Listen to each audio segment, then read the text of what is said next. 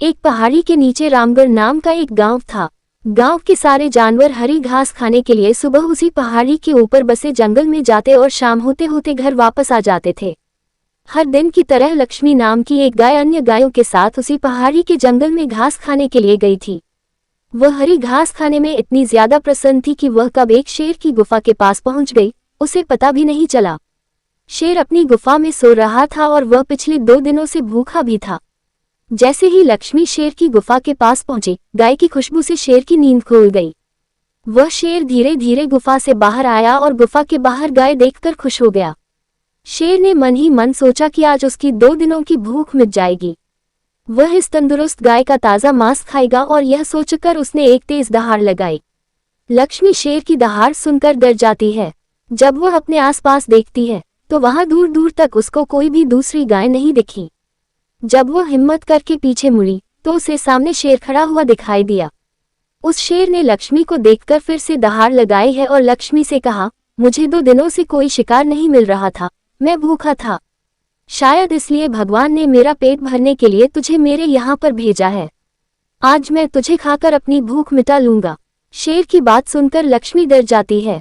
वह रोते हुए शेर से कहती है, मुझे जाने दो, मुझे मत खाओ।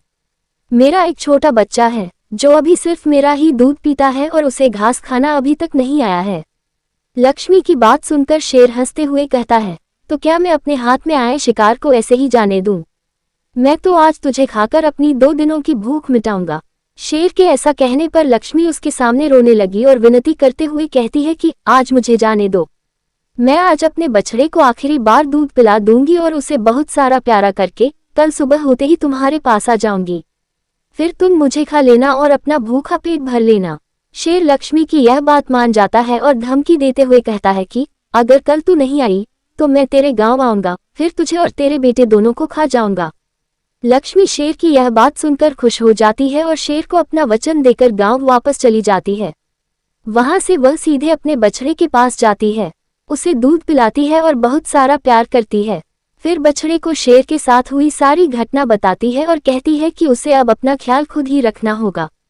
वह कल सुबह होते ही अपना वचन पूरा करने के लिए शेर के पास चली जाएगी।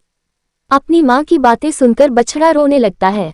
दूसरे दिन सुबह होते ही लक्ष्मी जंगल की तरफ निकल जाती है और शेर की गुफा के सामने पहुंचकर शेर से कहती है, अपने वचन के अनुसार मैं तुम्हारे पास आ गई हूँ, अब तुम मुझे खा सकते हो। गाय की आवाज सुनकर शेर अपनी गुफा से बाहर निकलकर आता है और भगवान के अवतार में प्रकट होते हैं। वह लक्ष्मी से कहते हैं, मैं तो बस तुम्हारी परीक्षा ले रहा था। तुम अपने वचन की पक्की हो, मैं इससे बहुत प्रसन्न हुआ। तुम अब अपने घर और बछड़े के पास वापस जा सकती हो। इसके बाद वे उस गाय को गौमाता होने का वरदान भी देते हैं और उसी दिन के बाद से सभी गायों को गौमाता कहना शुरू कर देते हैं।